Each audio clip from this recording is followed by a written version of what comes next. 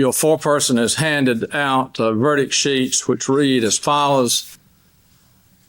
We, the jury, return the unanimous verdict as follows, that the defendant, Rae Carruth. Here's a story. A wide receiver from the University of Colorado gets selected 27th by the Panthers, and he moves to Charlotte, North Carolina. There, Rae Carruth meets Sherika Adams. They begin dating, and she becomes pregnant. They talk about having an abortion, but in the end, Sherika decides to have the child. On a random Monday in November, Rae and Sherika go out on a date.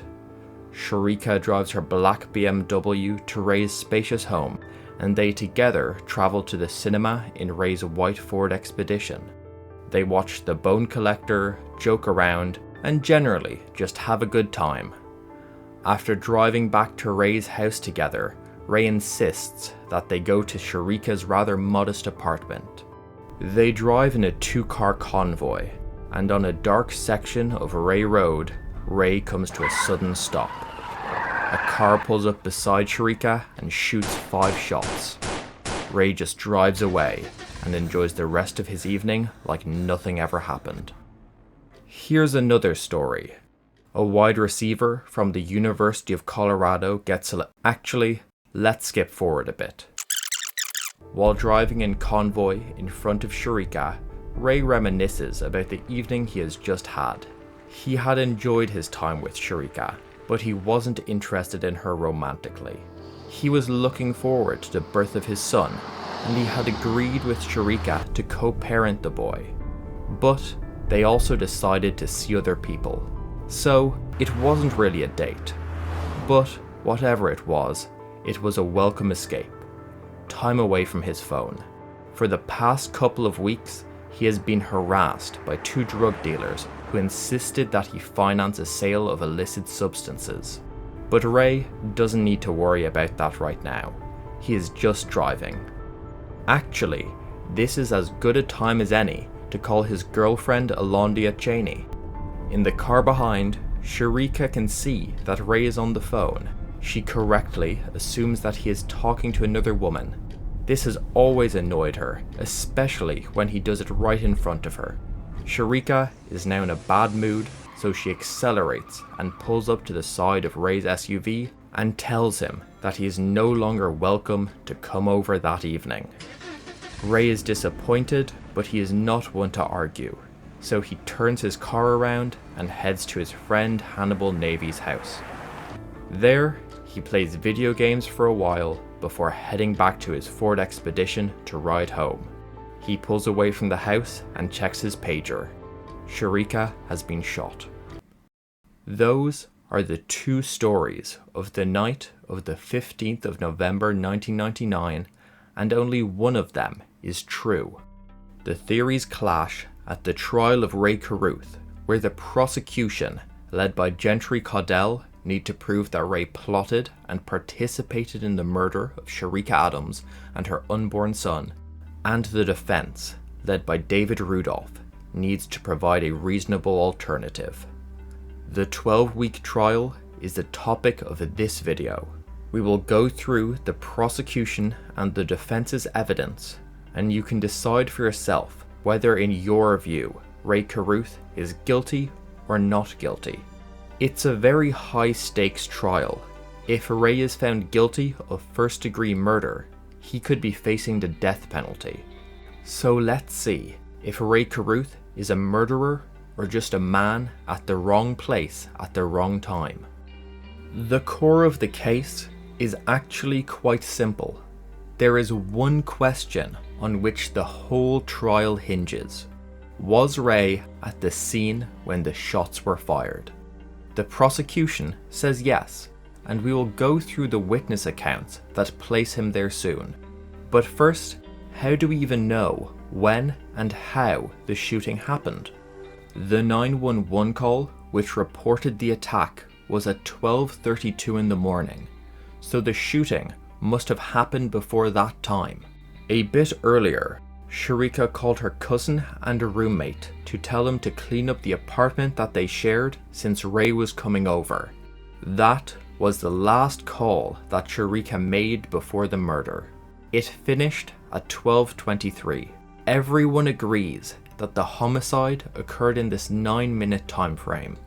But we can narrow it down even further by looking at Rae's phone records. While Sharika was calling her cousin, Rae was on the phone to a woman named Alondia Cheney. Later, when the 911 call was placed, Rae was also talking to Alondia Cheney. Cheney told the police that she didn't hear any gunshots, so the hit couldn't have happened while she was on the phone with Rae. But there was a brief gap in their call. At 12:27, Rae ended his call with Alondia and made a quick Star 82 call to the driver of the gunman's vehicle. Rae would generally call people with obscured caller ID. People would receive calls and not know it was Rae until they picked up. By dialing Star 82 and then the driver's phone number, it unobscured Rae's number. So the theory is that Rae was driving in front of Sharika with the assassin's car a bit behind. He then called the driver with Star 82 and let it ring once. The driver saw that Rae was calling, and this was a signal that the planned hit was about to start. Rae slammed on his brakes, coming to a complete stop. Sharika also managed to brake without rear-ending Rae. The assassin's car then pulled up to Sharika's window and shot the 5 bullets that led to her demise. Rae then drove away and called Alondia Cheney back. There was just a 23-second gap between Rae's Star 82 call and Alondia picking up the phone again. So there is enough time for Rae to stop and block Sharika's car and for the hitman to shoot her. But does the physical evidence support this theory? The prosecution thinks so.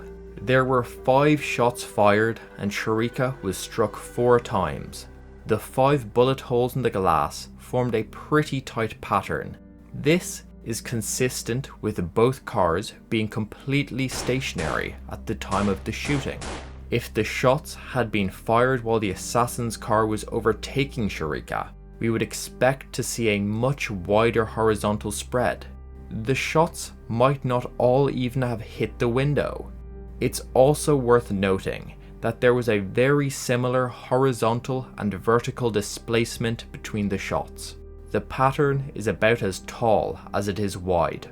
This would be consistent with the hand movement of the shooter causing the spread, as opposed to the movement of the 2 vehicles relative to each other.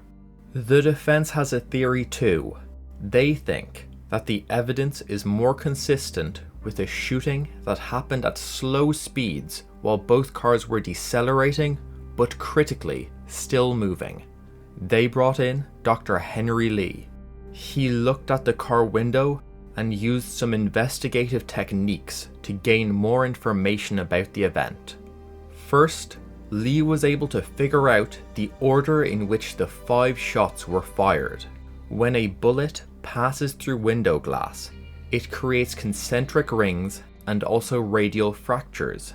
When another bullet strikes the glass, it creates the same shapes, except further away from the 2 impact points. The propagating fractures aren't able to cross the cracks from the first shot. Thus, we are able to deduce the order of the shots. Lee concluded that this was the first shot, then these 2 were the second and third, with Lee not being able to put a definitive order between them because they were on opposite sides of hole 1, and finally, this was shot 4 and this was shot 5. Analysing the glass fractures to order the shots is great and very intuitive to understand. Lee was also able to determine the angle of the shots. He used a 20 times magnification lens to analyse the bullet holes in the glass. He found that shots 1, 2 and 3 were fired nearly perpendicularly to the window, and shots 4 and 5 were at a roughly 10-degree angle. Obviously, it's impossible to determine the specific angle of incidence down to the single degree, so Dr. Lee gave a possible range of 5 and 15 degrees. These trajectories appear to be more consistent with Sharika's car moving forward a few centimeters between the two sets of shots. But Lee did also agree that they were not inconsistent with the shooter moving his hand to track Sharika as she ducked out of the way. From Sharika's injuries, the coroner was able to determine that she was in a nearly horizontal position leaning away from the shots. At this angle, it would have been hard for her to keep a foot on the brake, so the prosecution say that she must have been stopped at the time of the shooting. If she were depressing the brake to decelerate and then moved her foot off the brake to dodge the shots, she would have rear-ended Rae. On the other hand, if her car were stationary, that would explain the lack of relative movement of the two cars that the prosecution's forensic scientists found. Taking her foot off the brake also fits with the defense's theory. If she was slowing down but moving at the time the first shots were fired and then let go of the brake, her car would move forward relative to the shooter's car, explaining the different angle of bullet holes 4 and 5. So, the physical evidence doesn't definitively prove that the cars were stopped. And even if it did, that doesn't put Rae Carruth at the scene, but Michael Kennedy and Van Brett Watkins do. These are the men that gave the primary account of the shooting and described Rae's involvement in the whole plot. When the shots were fired, it was Watkins who was holding the gun, and it was Kennedy that was at the wheel of the car. They claim that it was Rae Carruth who put them in this position. Their testimony is very important in this trial. Rae didn't shoot Sharika himself, so he is facing murder charges as part of a conspiracy. If Kennedy and Watkins are convincing and they manage to persuade the jury that a murder conspiracy between them and Rae existed and was carried out, that alone would be enough to find Rae guilty of first-degree murder. A death sentence would be a probable punishment for that charge. On the other hand, if the defense can persuade the jury that Watkins and Kennedy are lying, then the prosecution has very little actually connecting Carruth to the murder. Rae initially hired Watkins to build a fence around his back garden, but he very quickly offered him a more lucrative opportunity. Rae's ex-girlfriend had become pregnant and refused to get an abortion, so Rae asked Watkins how much it would cost to strong-arm a miscarriage. Watkins determined that $3,000 was a fair sum, and Rae gave him $300 to show him that he was serious. The first plan was to have Watkins beat Sharika up when she was walking from her apartment to her car. Rae showed Van Brett where her apartment door was and explained where Sharika usually parked. He then gave Watkins $2,000 and told him to commit the assault while he was away at preseason football camp. Watkins took this as an easy payday. He planned to keep the money and not carry out the hit. So he went to Atlanta to celebrate. Rae, being less street smart than Watkins, didn't realize that he was being scammed. So he constantly called Watkins and told him that, "My dog is loose, I need a fence put up." A clear instruction for Watkins to carry out the hit. Watkins continued to delay, so Carruth formulated a new plan. This time, he would drive to dinner with Sharika, and Watkins would jump out of a back alley and stab her as she was exiting the truck. Rae would then run to find help and leave Sharika for dead. The fact that both Sharika and the baby could die in this plan didn't bother Rae.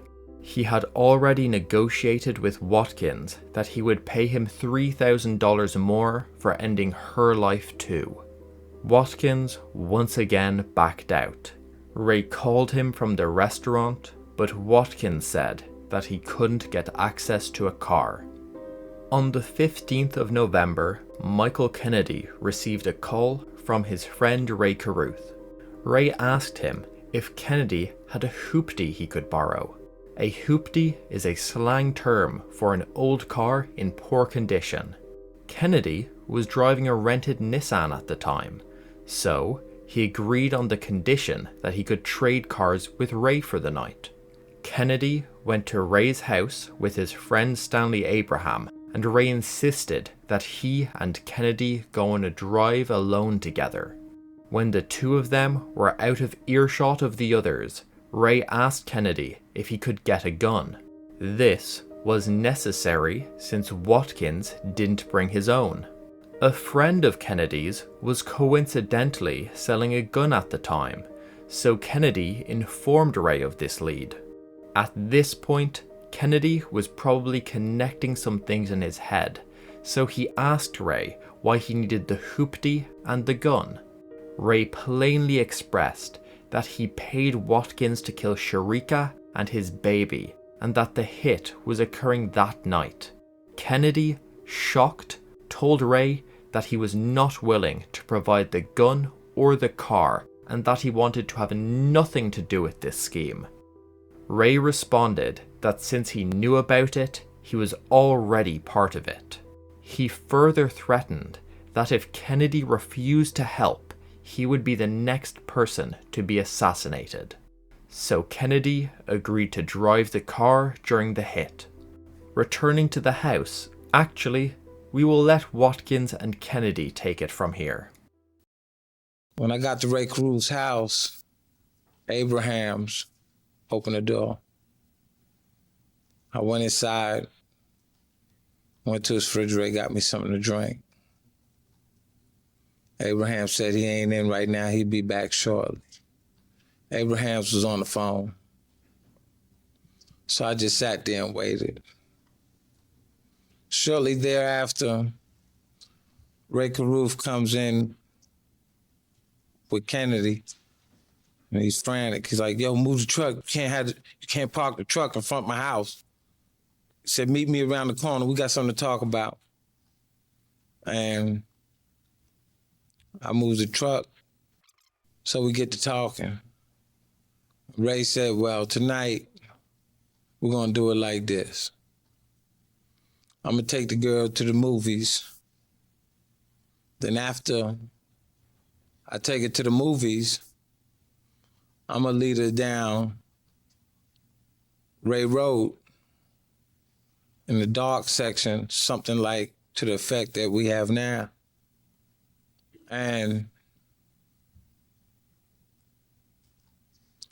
either I'm gonna make a stop, or I'm gonna drive into a subdivision and come out, at which time you can come up on the side of her and do what you got to do. So this night it changed everything from hitting the baby to hitting her and the baby.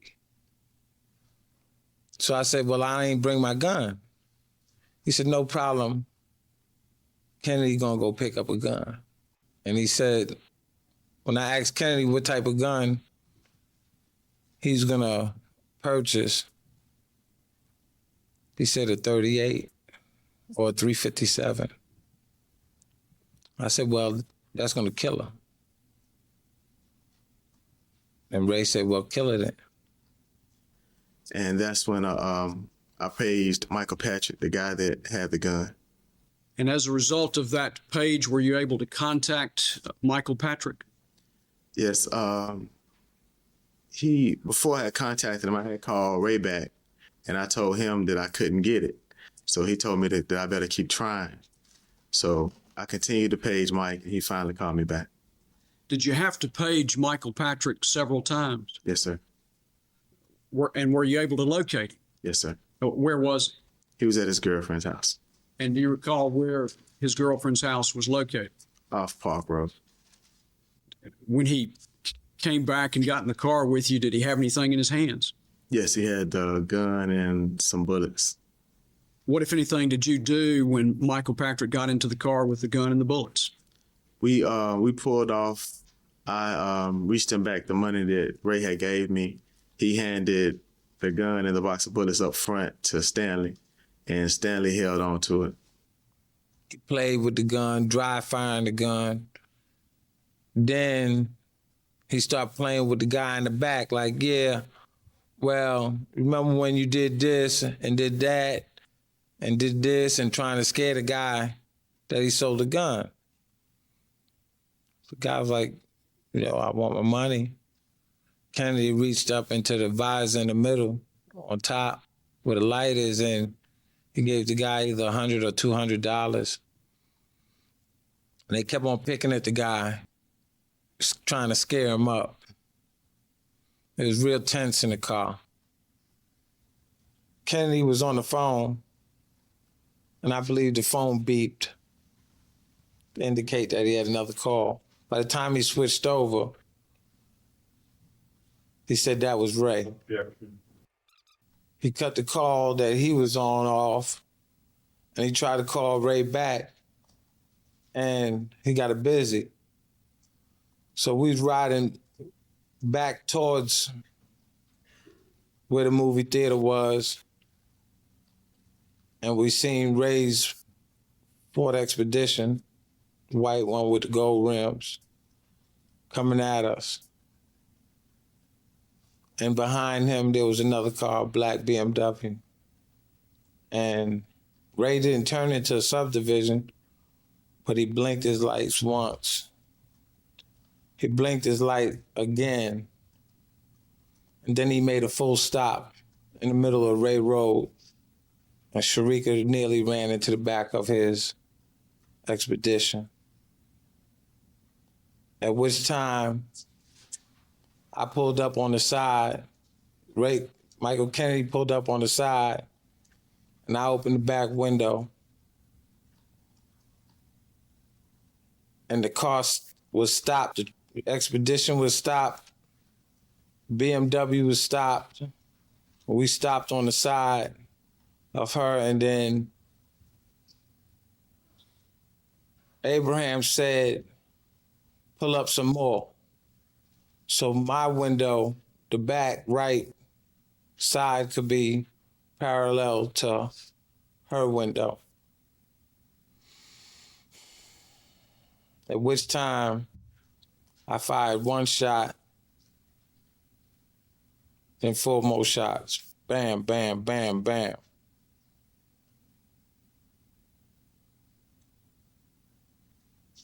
She was screaming.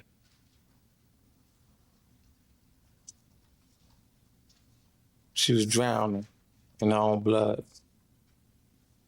You could hear the gurgling sounds. That's the prosecution's theory of the shooting. Watkins and Kennedy's stories overlapped almost completely, and we will get to the discrepancies in a bit.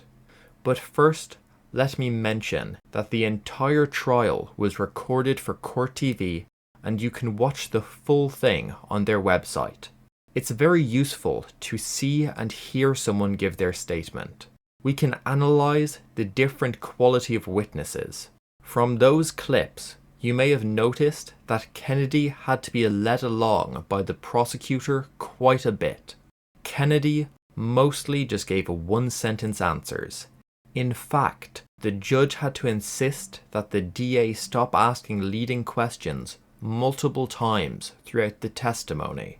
The result of that is that it seemed like Kennedy was less honest and thus is less likely to be believed by a jury. He could be testifying that way because it was a pre-rehearsed story that didn't actually happen, or he could just be a bad witness on direct. Anyway, luckily for the prosecution, they had Watkins, who was much more free-flowing and certainly seemed more like somebody who was recounting a real event. He appeared to be a great witness for the prosecution. Except Van Brett Watkins wasn't called by the prosecution. He was called by the defense. The prosecution rested their case without calling Watkins and leaving only Kennedy to tell the story of that night. This was despite Watkins having pled guilty and avoided the death penalty in exchange for testifying against his co-conspirators. Why would the DA not call him? Why possibly forgo the corroboration of Kennedy's testimony? You get a call from Rae Carruth, according to you, on November the 15th, somewhere around 8 p.m. Is that right? Yes, sir. This is a call you've been expecting, right? That's what you said earlier? Anticipate. Anticipate, right? You've been real nervous about it because you're just petrified of him, right? Right? Excuse me. You're real nervous about this phone call going to be coming in because you're petrified of Mr. Carruth. Isn't that what you That said? is correct. And you've got a gun there that you said he told you to get down in Atlanta, right? He did. Purpose of that gun, according to you, is to carry out this shooting, right? Exactly. And so you get this call, and you're petrified, and so you go over there because you're so petrified, but you don't bring the gun that you supposedly bought for purposes of this hit, right? Exactly. So you're sort of a hitman without a weapon. Is that what you are? If that's what you want to say. Well, that's what you were, according to you. If that's what I could kill you with my hands. Okay. Is that what you were? I could kill you with my hands. Well, I don't need a first, gun. Mr. Watkins again answers. Okay, I didn't need a gun. Okay. I left the gun there in hopes that he would deter him from doing what he did. Now, you get there, he must have been pretty angry at you for not bringing the gun that he had told you to get, wasn't he? He was ordering everybody around. What? I mean, you show up, the hitman without the gun? And he made sure I could get this another one. vicious, excuse me, sir, I'm still asking a question. And this vicious criminal who's never had as much as a parking ticket in his life. That Excuse me, commits a murder, on his first time out for crime. What was he going to escalate to? Mr. Watkins, Yes, sir. I'm sorry. be quiet just a minute. Let him finish the question. But again, Mr. Rudolph, I know it's cross-examination. Don't be argumentative in your Yes. questions. Yes, sir. He must have been mighty angry at you to show up at his house for this hit without the gun, wasn't he? Wasn't he? Excuse me? Wasn't he? I just answered you. What's your answer, yes or no? Wasn't he? Yeah. And so did he say, well, you go on back and you go get that gun because I don't need to be spending another $200 and having Mr. Kennedy running all around all night looking for a gun when I didn't need a gun. Okay, for me to kill somebody, I don't need a gun. Can't you look and see? I'm 286 pounds. Okay, I would rip you like a rag doll. Okay, Is that what you're going to do to Sharika? I could have, but I didn't. Okay, I could have killed her, the baby. Okay, that wasn't my beef. I didn't kill my wife with the meat cleaver. I threatened her.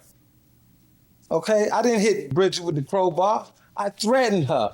I was a dog barking. I didn't do nothing. I ran.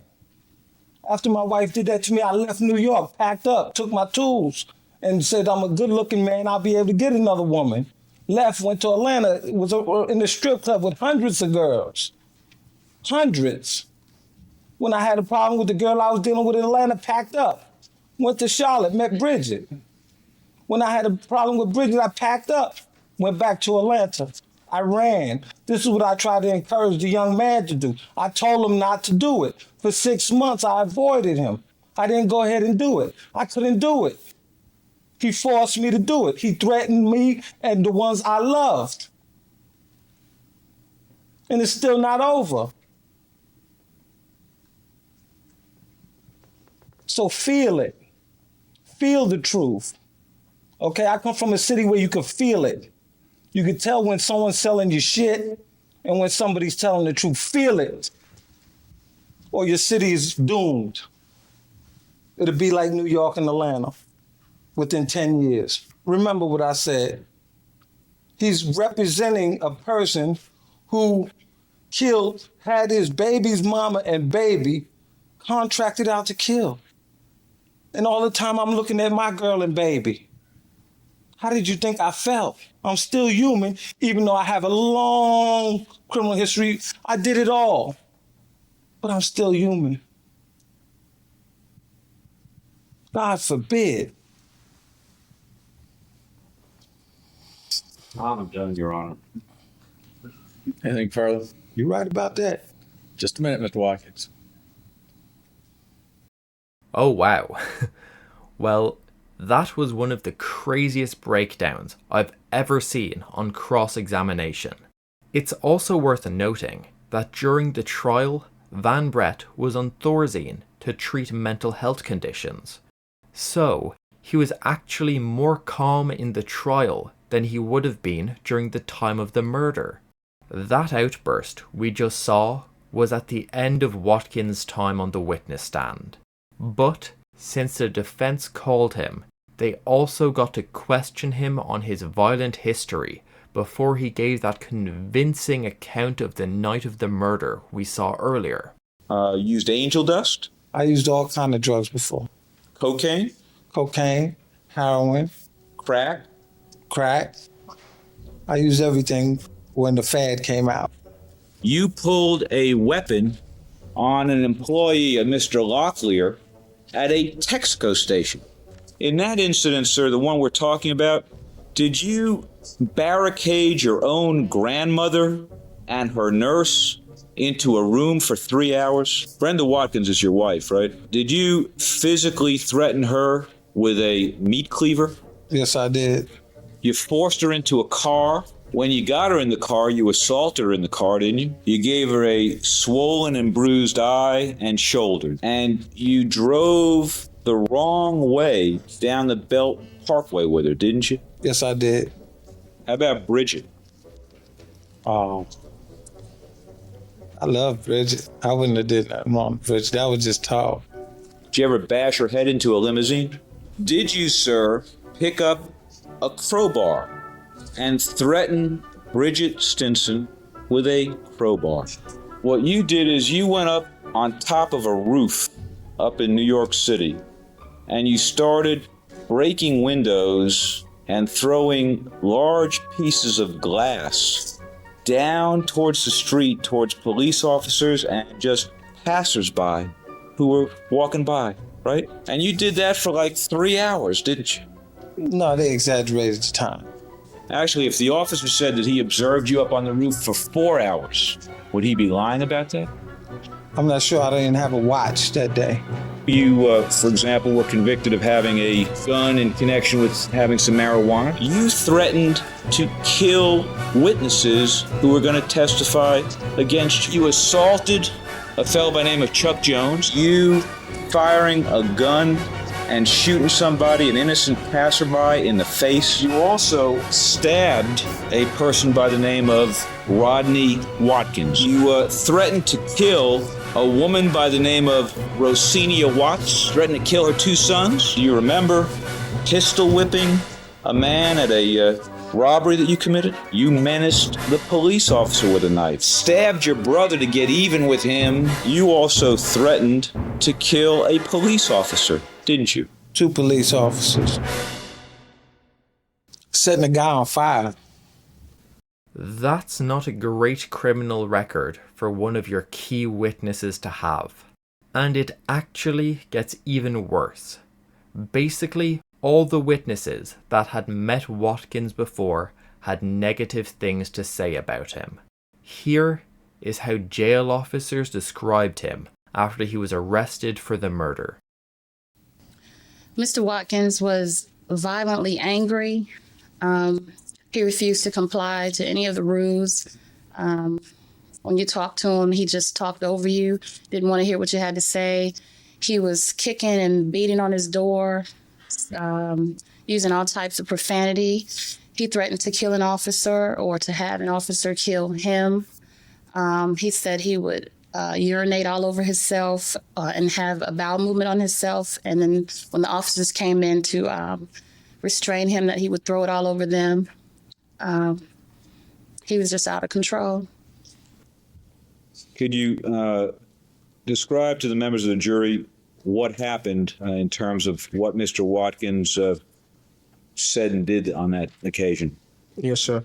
I escorted William Watkins from the court staging area where I work at to the third floor area to the administrative detention area, which we are known as the ADU area. At that time, he made a statement, just blurted out a statement to the fact that... You can use the actual language. Your Honor, may the witness use the actual language that Mr. Watkins used? Yes.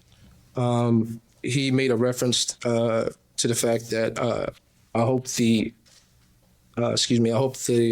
bitch dies, and you can tell that. You can use the euphemism. You can tell that MF Carruth that he will never play football again.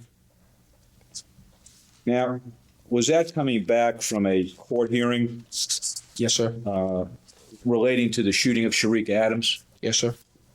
Watkins' violence with women was also testified to by a friend of Rae's, Tanya Ferguson. She said that she saw Watkins chasing and fighting a woman at a party. Lead detective Tom Athey also wrote in a report that Watkins' co-workers said he had a violent temper and that he carried a gun. Watkins' violent history certainly makes him look bad, but it actually doesn't hurt the prosecution's case that much. Their theory is that he shot Sharika on Rae's orders, so actually, a violent disposition helps explain why Rae approached him specifically in the first place. What the violent history does do, however, is make the prosecution seem short-sighted. Why would they give Watkins, the gunman with a violent history, a plea deal when Rae, who has no criminal record, faces the death penalty? Maybe, in retrospect, they shouldn't have offered Watkins that deal, especially since they didn't even call him as part of their case. At any rate, there is nothing they can do about that now. They offered all of the defendants' plea agreements, but Watkins was the only one who accepted. And it's not like he got away scot-free. Watkins was sentenced to life in prison. But Watkins avoiding the death penalty does show his familiarity and possibly his willingness to manipulate the legal system. Talking about controlling your behavior, your hurtful behavior towards others. You had a problem with that, didn't you? No, not necessarily. I would have to be pushed to the point. I see. So they put you in the hospital because you had to be pushed to the point of doing something? I went to the psychiatric hospital to avoid going to the prison. It was a trick of the trade. Okay, so instead of me going to the jailhouse, it was a softer cushion if I go to the psychiatric. So I manipulated the system. Everything that you read in the file, I led them to believe that so I could get out of serious time. That was in New York, and the defense contends that Watkins manipulated the system again in North Carolina. He stayed quiet and denied any involvement in the conspiracy. But then, when Kennedy broke and confessed to the police, Watkins changed his tune. He told the police a story which blamed Rae Carruth, which is exactly what they wanted to hear. Even then, Watkins lied when he could get away with it. He said he told the police enough to get them off his back, and he continued to lie about his identity. He was booked into jail under the name of his dead brother. That's a different brother from the one he stabbed, by the way. And he didn't disclose his real identity even after signing the plea agreement. Watkins had the experience to manipulate the system, but Michael Kennedy is someone who appeared to have played his hand really badly. He spoke to the police without a lawyer and confessed to the crime. He proceeded to turn down 2 plea deals, and against his lawyer's advice, he sent a confession letter to the prosecutor asking that they dismiss the charges against him and Stanley Abraham.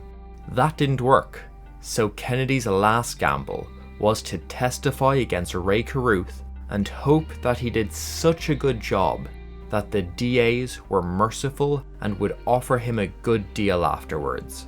He did get lucky that the prosecution, after talking to Watkins, noticed that he was a loose cannon and could seriously hurt their case.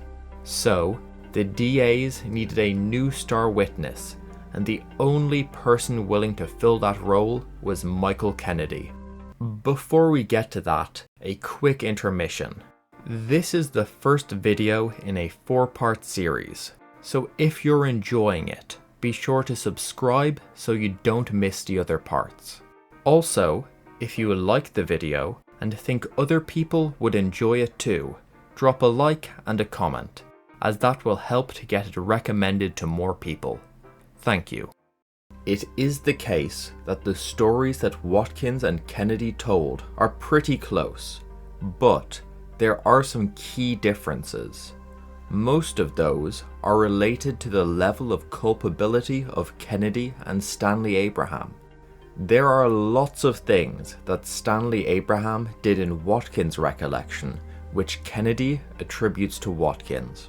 For example, in Watkins' recounting, Abraham loaded the gun, joked about shooting the gun seller, and in the actual shooting, he told Kennedy to move the car forward a bit to better align the shot. In Kennedy's story, Watkins did all of those things, or they didn't happen at all. These discrepancies are relevant for determining the credibility of the witnesses, but they also might just point towards Kennedy lying. Kennedy is hoping that the district attorney lets him and his friend Stanley Abraham plead to lesser offenses that would get them a handful of years in prison. Surely by coincidence, Kennedy's recounting of events minimizes his and Abraham's involvement. In fact, according to Kennedy, Abraham was only informed about the planned shooting after they collected the gun and just a few minutes before the event.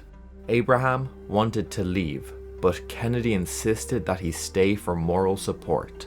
Kennedy also blamed his fear of an armed Watkins as the reason he didn't back out of the hit, and claimed that he only participated in the first place because Rae threatened him. Watkins also blamed Rae's intimidation for his participation. Let's see how comfortable they are with that assertion on cross-examination. All right, well, let's talk about this threat. I think you said that the reason that you agreed to participate in murdering a pregnant woman was because when you said that you didn't want to do it, Mr. Carruth told you that if you didn't, you'd be next. Correct? Yes, sir. And I think you then said he gave you an iron-faced look. Right? Yes, sir. What do you mean by that, sir? What do you mean by an iron-faced look? He looked at me seriously like he wasn't playing. Well, show the jury. Could you demonstrate to the jury what an iron-faced look looks like? It's a serious look that he's not playing. It's just a serious look. Well, can you demonstrate it? An iron-faced look? Yeah. It's just a serious look. I mean, it's a stern look. That's all. When he called you at 8 o'clock, why didn't you say, gee, I can't come over right now? He threatened me several times before. Oh, I see. So you were already scared of him. Petrified.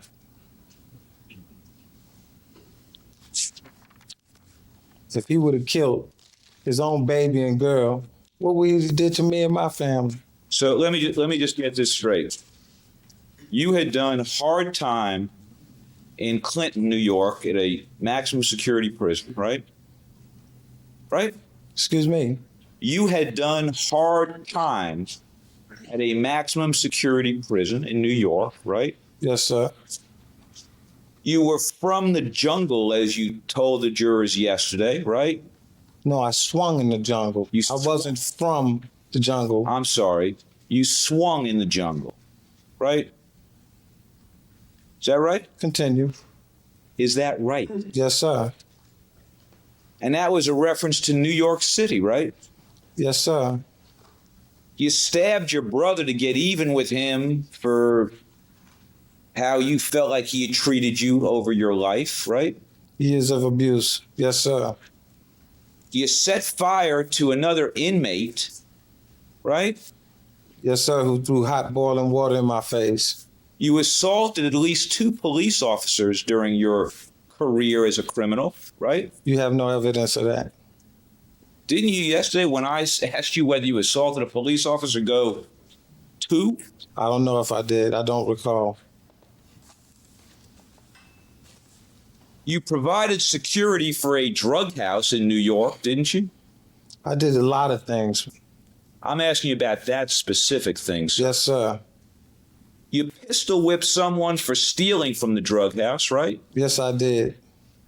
You worked as a bodyguard and as a bouncer, right? Yes, I did. You threatened to kill witnesses, right? Witness. Excuse me, sir. You threatened to kill at least 1 witness, right? Yes, sir. And what brought you over to Mr. Carruth's house that night was you were petrified? Petrified. Scared to death of what he might do to me and my family if he was willing to kill his own son and his baby mama. It's also worth noting that the iron-faced look that Kennedy mentioned was not included in his original statement to the police. It just materialized when he was on the witness stand. Watkins did tell the police that Rae threatened him, but he said that he initially wrote it off. At the time, Watkins thought that Rae was lying when he said that he had other guys from LA that would carry out the hit and kill Watkins if he refused to do it. He thought that those guys Rae referred to were actually just Kennedy and Abraham. You can decide for yourself if you believe that Kennedy and Watkins only participated in the plot because they were threatened. In the same way, you can determine how the discrepancies between the 2 men's accounts and the changes in their stories over time influence how reliable they are. But there is one more category of inconsistency in their stories, which can often have the largest influence on a jury. These are the claims that the witness proudly proclaimed on direct examination, and the prosecution happily included into their up-to-date theory of the case, which, on cross-examination, proved to be false. For example, we have Michael Kennedy.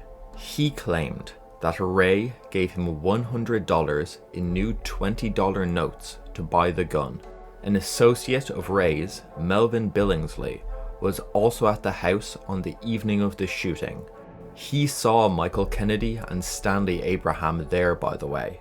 Melvin was selling cards that basically let you pirate cable TV.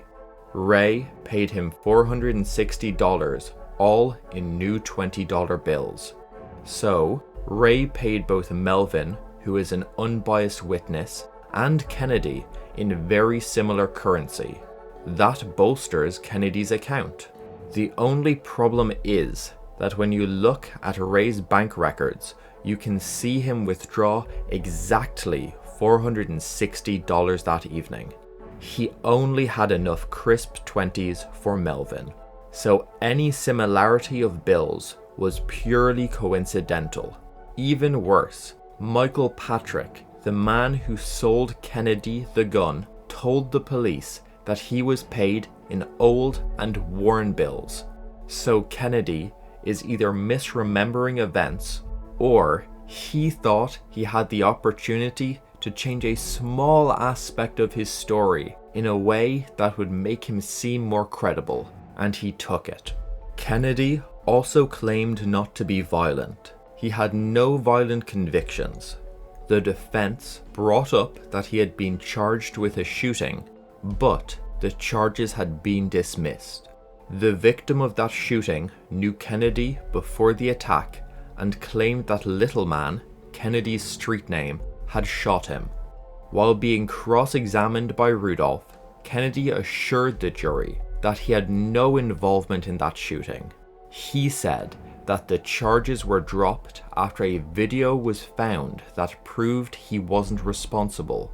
So the defense brought in the prosecutor from that case, and he said that there was no video, and that the charges were dropped because the victim ended up in federal prison. Kennedy had invented the video. He was asked a question he wasn't prepared for, so he simply lied and made something up. Watkins also had some aspects of his story that turned out to be physically impossible. On direct, Watkins described Rae's second plan to attack Sharika. This was the planned stabbing in the truck out the back of a restaurant. Watkins claimed that Rae drove him to the restaurant the morning of the attack, and he described the plot in detail. Pretty convincing testimony. But Watkins didn't actually mention that plan to the police during his first confession. Not great, but it doesn't mean he's lying. Well, David Rudolph found some other problems in Watkins' recollection. And you didn't say a word about supposedly going to the Bourbon Street restaurant on September 15th when you made your statement, did you? Well, I had a long day with the DAs. If I didn't mention it, it escapes. Well, actually, sir, on that particular occasion, what you claimed was that you had gone around back of the Shark Fin restaurant, and Mr. Carruth had called you from the Shark Fin restaurant about this whole thing. You remember that? Either or. Either or? Well, the problem you had after you gave this statement, sir, and they took you around to they did take you around to the Shark Fin after you made this It statement. took me everywhere. Right. And the problem that you had was that you had told the police on September 15th that you and Mr. Carruth went around back of the Shark Fin and you looked at the parking lot behind the Shark Fin. But then when they took you out to the Shark Fin, there was no parking lot behind there, was there? That's because I guided them everywhere, and I misconfused the Shark Fin with the Bourbon Street. I'm not from Charlotte. That's neither here nor there. It's neither here nor there. Did you tell the police on September 15th, we talked about if we could fake a robbery at the back of the Shark Fin? And he would open the door, and then I could attack Sharika with a knife and abort her there. And he would run away as if it was a stick-up. That's Is that right. what you told him? That's right. But of course, the problem was that there is no back of the Shark Fin. It's just a woods, right? Again, Could you answer my question, sir? Isn't that right? Then if you feel the need to explain your answer, you may do so. yes, sir, may I explain? Yes. Okay. I had the two places confused, Your Honor. The problem was that there was no door going out the back of Shark Fin, was there? Yes, may I explain? Yes. No, may I explain? Again, I confused the two places. And then you said on the next page I went with Rae Carruth to the back of the shark fin, right?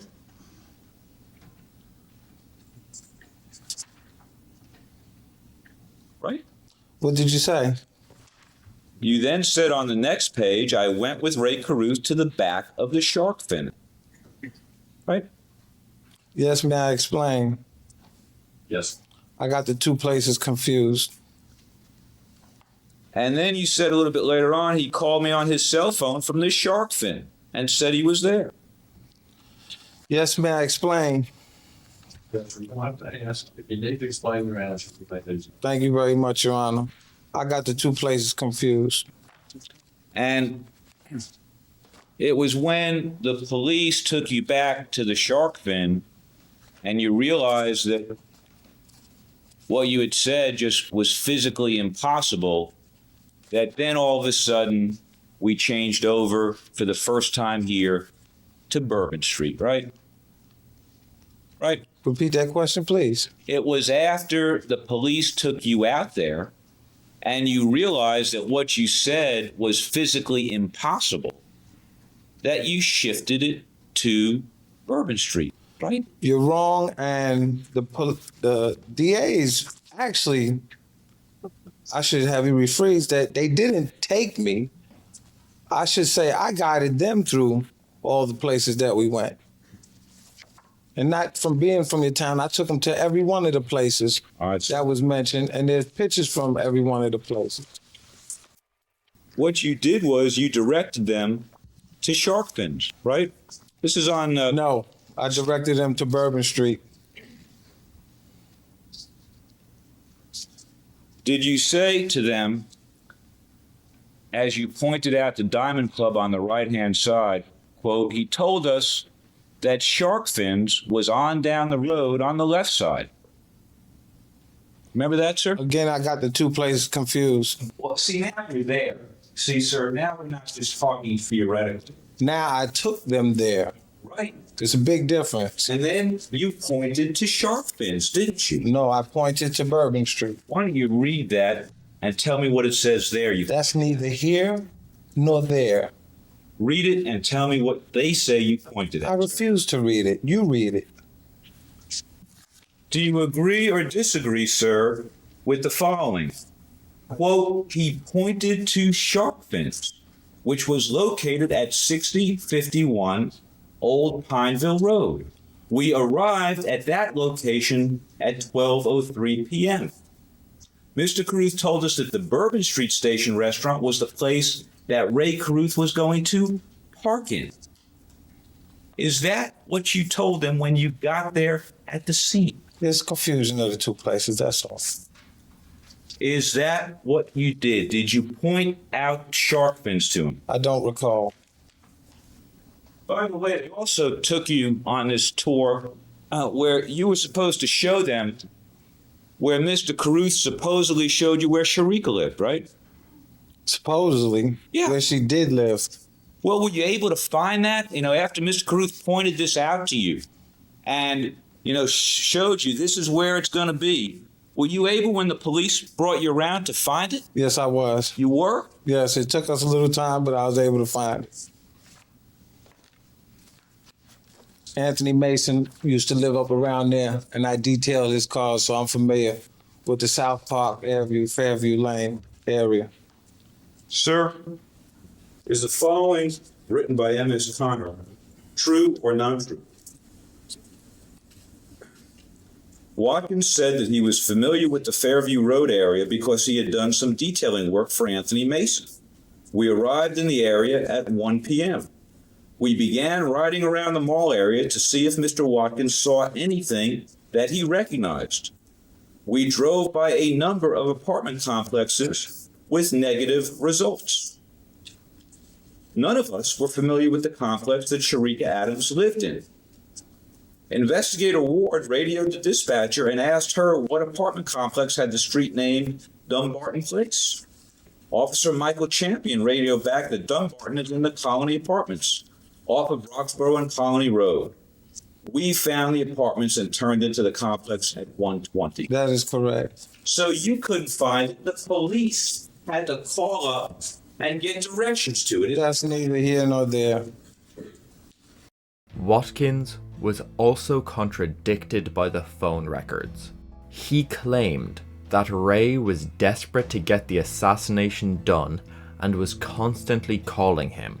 In reality, there were a few calls between them in the months preceding the murder, but the calls were not constant and there were month-long gaps in communication. Watkins also disclosed on cross-examination that of the calls that Rae did make to him, Watkins simply assumed that they were in secret code asking him to kill Sharika. Watkins said that Rae would call him and tell him that his dog was loose and he needed a fence put up. Watkins said that this was Rae telling him to perform the hit. But at trial, Watkins admitted that he never actually discussed the code with Rae. He simply assumed that that was what the calls were about.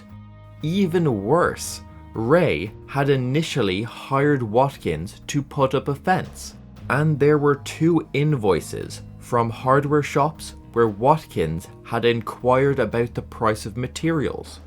Rae could very simply have been calling about an actual fence. But possibly the biggest problem with Watkins and Kennedy's testimonies has nothing to do with what they said.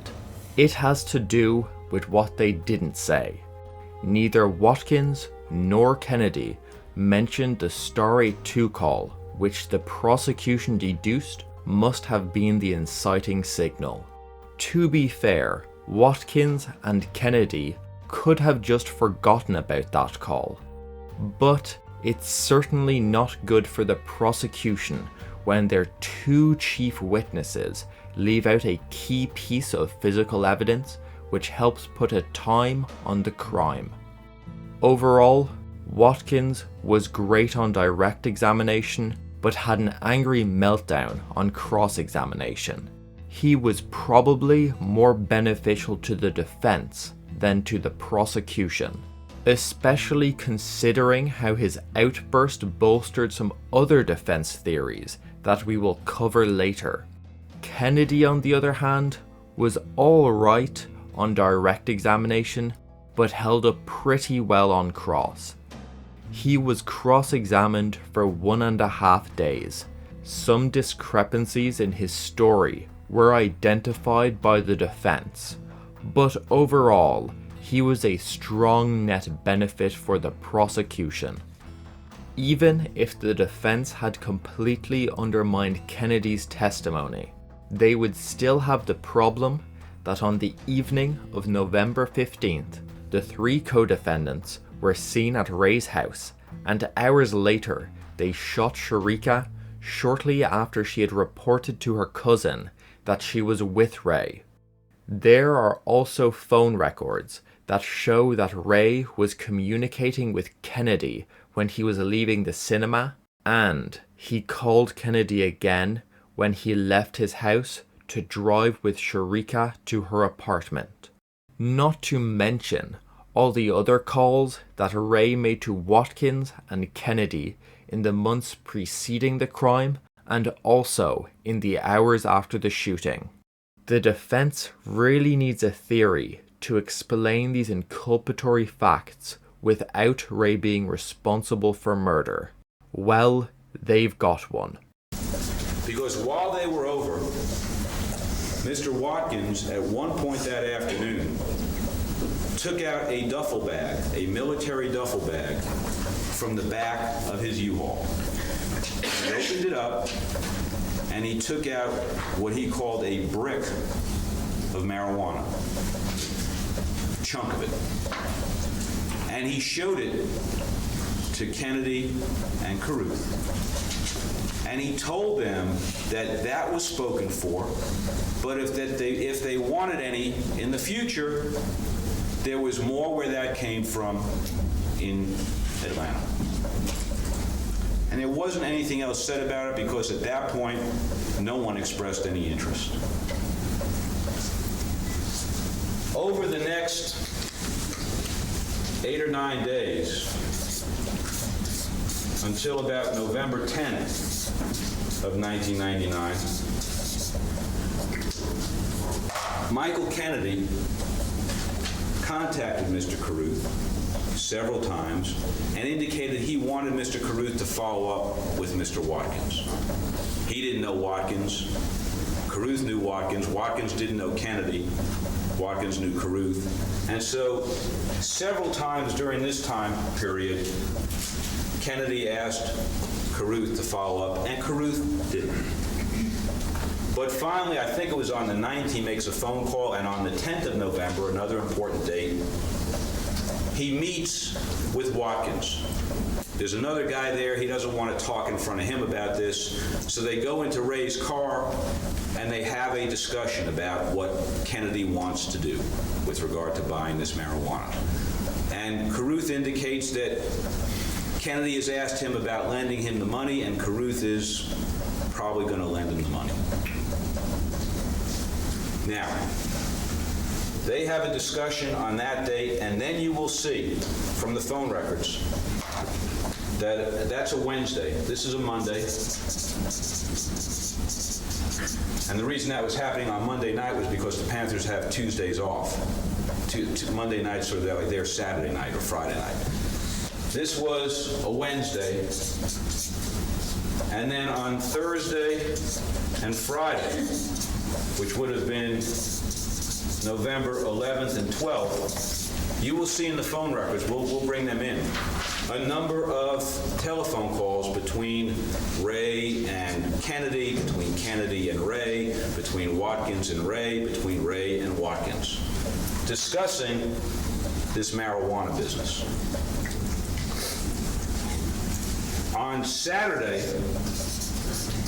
we're now November 13th, the Panthers are going to St. Louis to play the Rams. And Watkins calls Rae, and the way Watkins would get in touch with Rae is Watkins didn't have a cell phone. He would page Rae, and then Rae would have to page him back, or call him back, one or the other. And he got in touch with Rae, and he told Rae that he was all set to go to Atlanta to pick up these drugs, this marijuana, and he needed the money because his source wasn't going to give him it on credit. And Rae was not about to give Watkins thousands of dollars. And he told Watkins he was going out of town, he was going to the game, and that this could wait. I mean, there was no hurry to this from Rae's perspective, and they could just talk about it when he got back. And that's where he thought it had been left on Saturday, November 13th. Sunday, November 14th,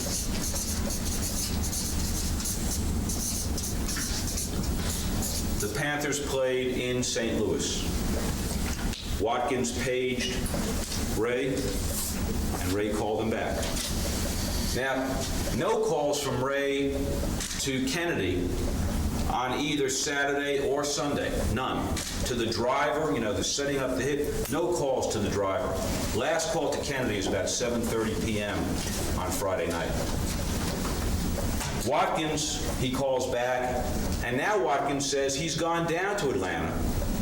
And because he told this person that Rae Carruth, the football player, was going to be funding this, the guy had agreed to provide the marijuana on credit. But he needed to get this deal done because he needed to get the money back.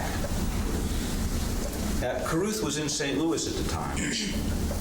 And what Rae said to him was, look, first of all, I really don't appreciate that you're telling people that this is my money. And second of all, I haven't talked with Kennedy since Friday. For all I know, he's changed his mind.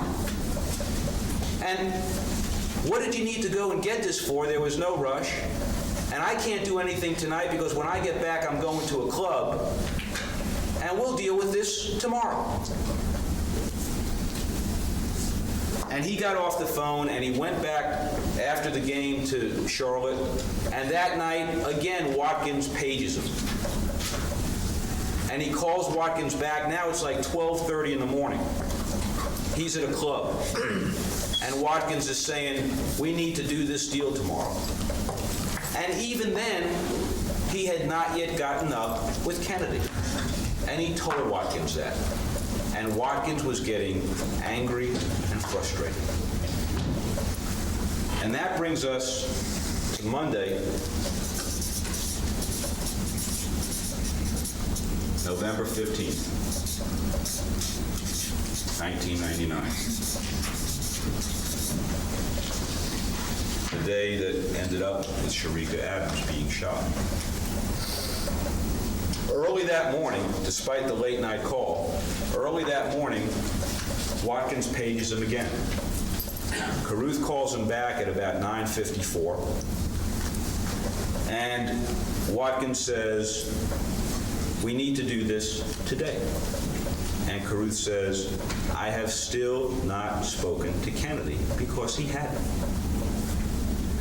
And at this point, Watkins gets angry, and he's cursing, and he's saying that if they don't do this today, he's going to be in the deep with his supplier.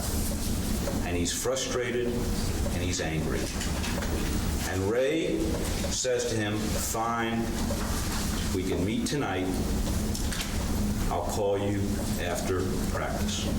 Because he was going to try to get this marijuana transaction done between 7:30 and 9:30 when he was going to leave for the game. And so he asked her to come up and meet him at his house. Meanwhile, between 7:30 and 8:30, there's a series of calls to and from Watkins and Kennedy. Carruth to Watkins, Carruth to Kennedy, regarding this. And Kennedy agrees to come over to his house, and Watkins agrees finally to bring the marijuana to a particular place, a dump site off Rae Road at a construction area. And Rae Road looked very differently back then than it does now. Meanwhile, at about 8 o'clock, Rae calls Melvin Billingsley, a friend of his who's a high school football coach at the time, about some computer chips for a satellite dish. And asks Billingsley to come over because he wants to get that done before he goes to the movies. At about 8 o'clock, Kennedy and Abraham arrive at Carruth's house. And about 8:25, Kennedy and Carruth go to this dumpster where they're supposed to meet Watkins. And he does not show.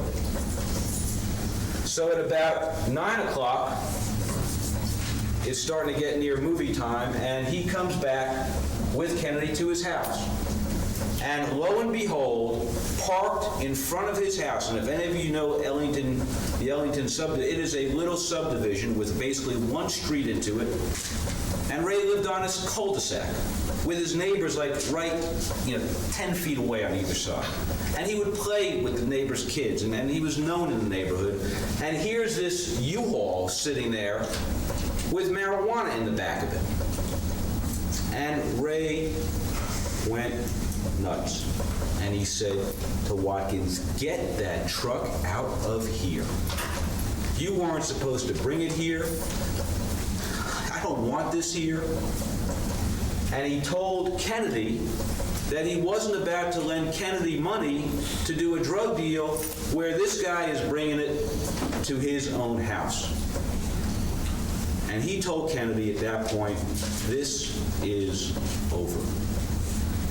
And Watkins and he got into it. And I'm not going to tell you the words that were used. I'll let other people tell you that. But it was hot, and it was heavy, and there were threats. And Rae basically said, I don't care. This is over. And Michael Kennedy finally walked him away and said, look it, I'm your friend. He's got the marijuana. You were going to lend me the money. I understand why you're upset, but just think about it.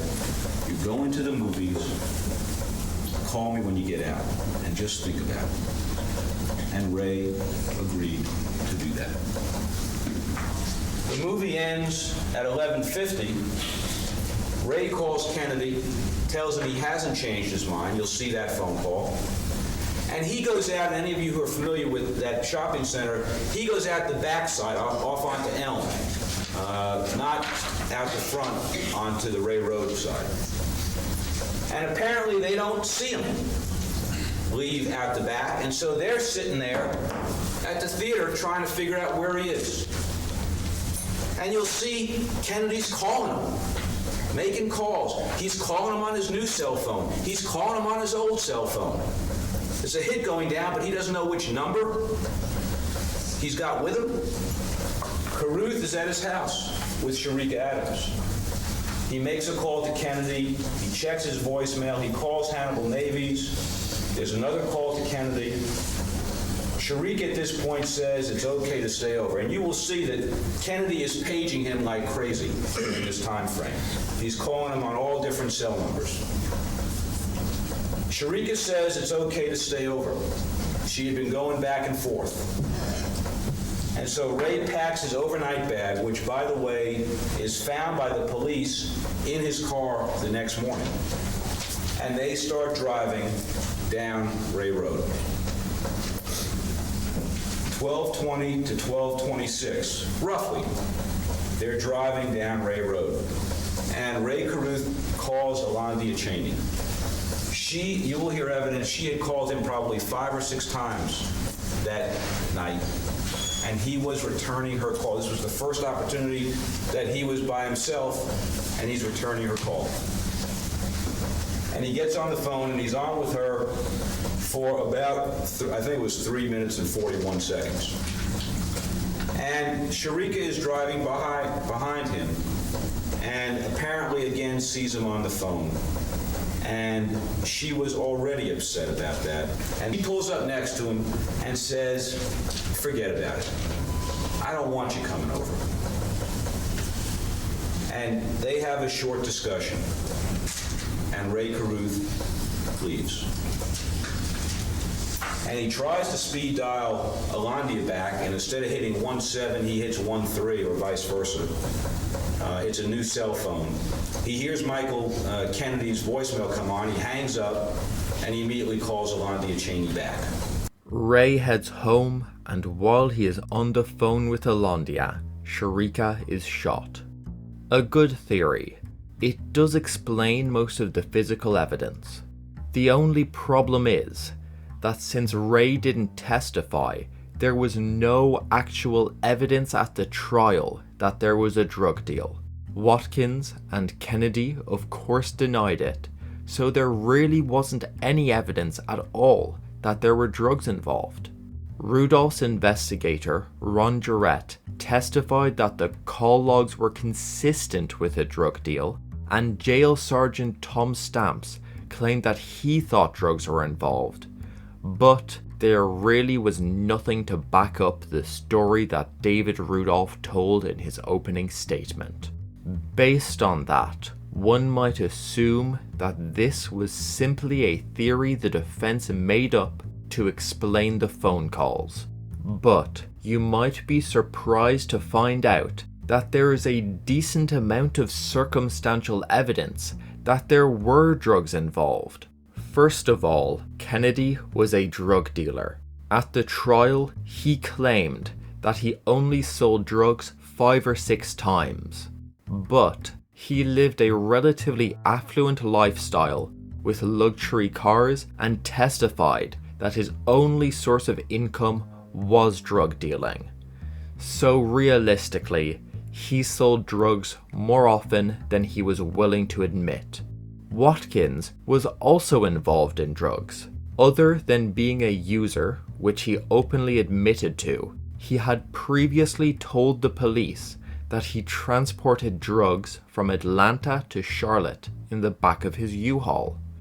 Fair enough, but is there any evidence that there was some kind of drug deal during the time of the murder? Actually, yes. Remember the hoopty that Kennedy rented? He had chartered that before he claimed he was informed about the murder plot.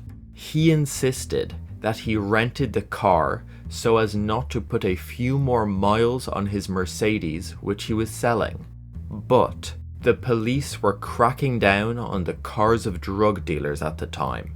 Law enforcement were seizing the vehicles involved in drug distribution, so dealers rented cheap cars so their opulent vehicles would not be impounded. In fact, the detailing shop where Rae and Kennedy met specialized in subleasing vehicles to drug dealers. It wouldn't make sense for Kennedy to have hired a hoopty for a hit before he even knew about the assassination plan. But it would make sense for him to rent a hoopty for a drug deal he did know about. We also need to ask why Stanley Abraham was involved. For the murder conspiracy, you just need a driver and a gunman. Why have another witness there? Kennedy literally said that Abraham was basically there for moral support. It doesn't make sense, but Stanley's presence would be compatible with a drug deal. If after Rae paid Watkins, the handover of some narcotics from the back of the U-Haul was meant to happen in a nearby secluded location, it would make sense for Kennedy to bring Abraham along. Abraham could go along if Rae didn't want to go to the drop site, and it's always useful to have some additional backup, especially when dealing with a wild card like Watkins. Speaking of the U-Haul, both Kennedy and Watkins mentioned in their statements that Rae insisted that Watkins move his U-Haul when he saw it at his house that evening. Watkins had parked the U-Haul there before when he was washing Rae's cars, and Rae had never asked him to move it before. Why compel him to move it that night? Well, maybe he didn't want anyone to know that Watkins was at his dwelling shortly before the planned hit. Maybe, but the cable hacker Melvin Billingsley was invited there by Rae during that time, and he said that Rae didn't try to hide Kennedy or Abraham being there. So that theory doesn't really work. Well, it would make sense for Rae to require that the U-Haul be moved if he knew that there were drugs in the back. Rae may have been willing to finance Kennedy's deal, but he didn't want drugs near his house. There were also records that Kennedy made calls to other people involved in the drug trade during this time. Both the prosecution and the defense went through the call logs in great detail, and let's just say, in summary, that they are consistent with both the murder plot but also a drug deal. Most of the physical evidence is consistent with both, but the defense will always be on the back foot, since no matter what they say, unless they have foolproof evidence, their accounting will always look like they are simply making up a story to fit with the discovery evidence.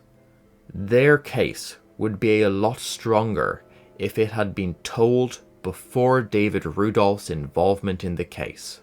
Well, there is one small but vital fact that Rae told the police before any discovery was turned over.